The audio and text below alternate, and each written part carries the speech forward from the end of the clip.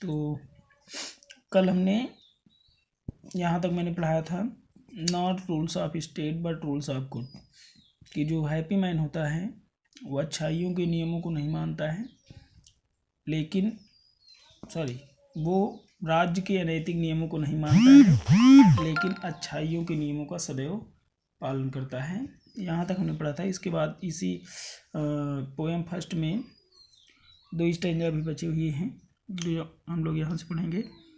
इसके बाद ये है, तो उसी हैप्पी लाइफ की विशेषता को डिस्क्राइब करते हुए पोएट कहता है कि जो हैप्पी मैन होता है उस प्रकार का व्यक्ति होता है प्रसन्न व्यक्ति का जीवन, या उस व्यक्ति का जीवन जो हैप्पी मैन होता है।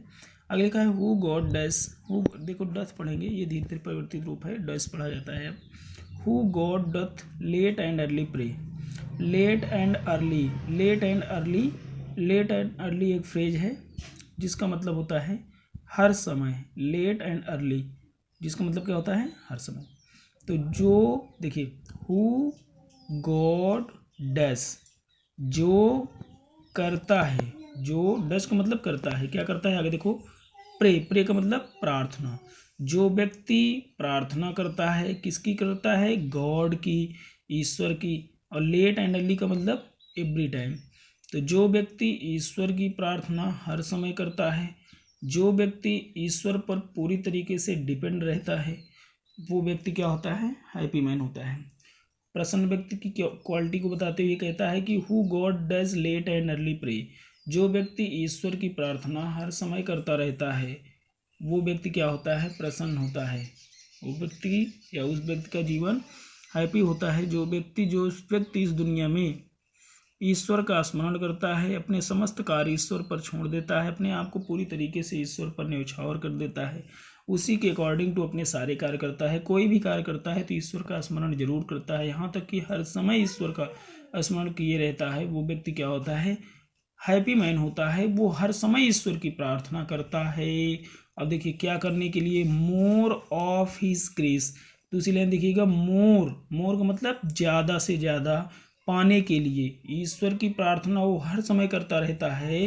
मोर ऑफ हिज ग्रेस उसकी कृपा को, हिज ग्रेस का मतलब कृपा, दृष्टि कृपा को, उसकी कृपा को अत्यधिक प्राप्त करने के लिए, यानी ईश्वर की कृपा अधिक से अधिक पाने के लिए वो ईश्वर की प्रार्थना हर समय करता रहता है। आगे लिखा है देन, देखो तुलना कर दी गई है, gift to lends, then gift to lends, तुलना देखो कंपैरेटिव डिग्री का यूज हुआ है। गिफ्ट टू लेंड उधार स्वरूप, निःशुल्क स्वरूप, फ्री में उपहार स्वरूप, फ्री में या उधार स्वरूप, गिफ्ट की अपेक्षा।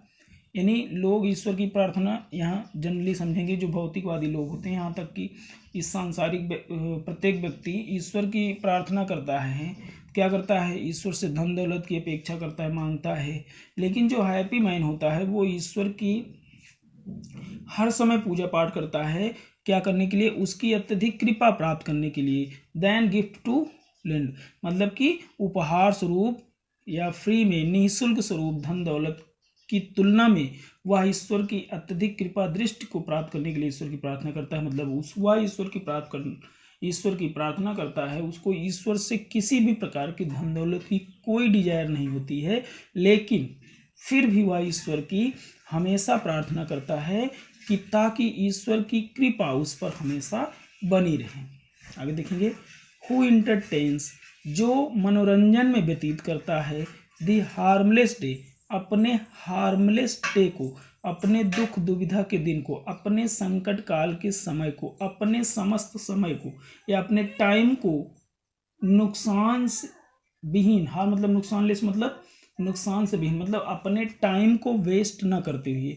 या कह सकते हैं कि सुख में दुख में हर समय वह अपने टाइम को खुशी पूर्वक व्यतीत करता है, इंटरटेनमेंट तरीके से व्यतीत करता है, प्रसन्नता पूर्वक व्यतीत करता है।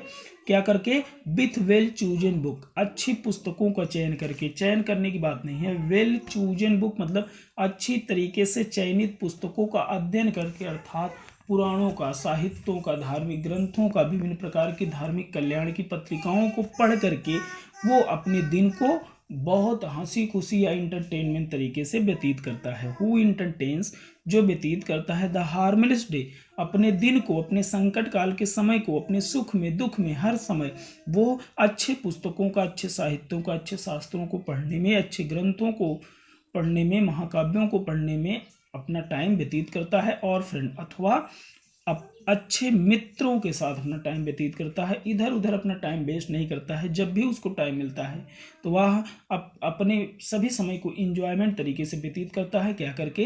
अच्छे अच्छे साहित्यों को पढ़ करके और अच्छे मित्रों के साथ व्यतीत करता है, मतलब कि अपने टाइम को हंसी खुशी व्यतीत करता है। तो इसलिए वो ईश्वर की प्रार्थना करता है। आगे देखेंगे, दिस मैन इज फ्री, इस प्रकार का व्यक्ति जो होता है वो क्या होता है? फ्री होता है, स्वतंत्र होता है। फ्रॉम सर्वाइल बैंड, सर्वाइल का मतलब दास्ता के, बैंड्स मतलब बंधन, दास्ता के बंधनों से ये व्यक्ति क्या होता है? प्रसन्न होता है। दास्ता का बंधन क्या है समझेंगे? तो दास्ता का बंधन है कि ऐसा बंधन जिसके कारण ये पूरी दुनिया यानी हम लोग या समस्त मानव जाति इस माया मोह के बंधन में या विभिन्न प्रकार के मोह में इस संसार में बंधी हुई है। लेकिन जो हैप्पी मैन होता है वो इन सब बंधनों से, सांसारिक माया मोह के बंधनों से, सर्वाइल मतलब विभिन्न प्रकार के दास्ता के बंधनों से क्या होता है? फ्री होता है, मुक्त होता है। मतलब ये व्यक्ति किसी भी प्रकार के भौतिकवादी संसार में नहीं पड़ता है। वो व्यक्ति हैप्पी होता है, ईश्वर का सदैव स्मरण करता है।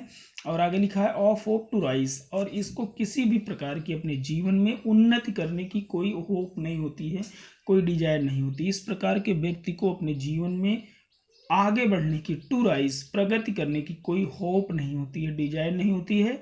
और ना ही और फियर टू फॉल, और ना ही इसको किसी भी प्रकार के फॉल का, गिरने का, अर्थात असफल होने का, अनुत्तीर्ण होने का कोई फियर होता है, कोई डर होता है।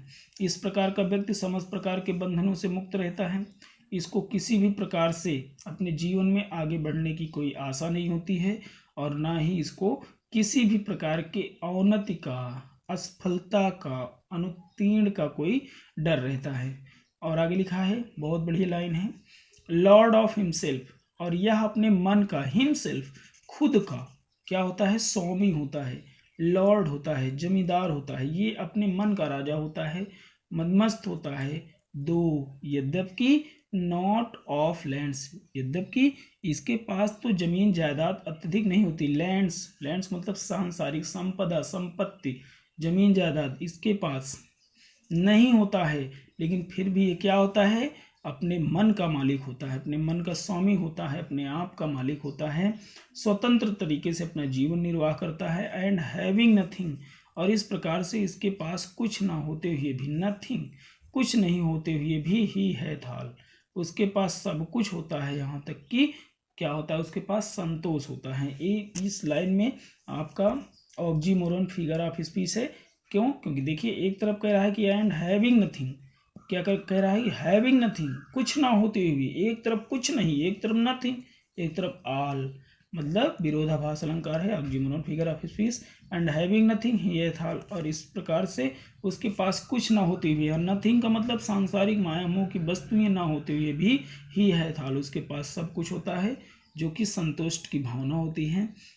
इस प्रकार से उसके पास सब कुछ होता है। और इस प्रकार का जो है व्यक्ति होता है वो अपने जीवन में प्रसन्न रहता है, और उसका संपूर्ण जीवन प्रसन्नता से परिपूर्ण रहता है।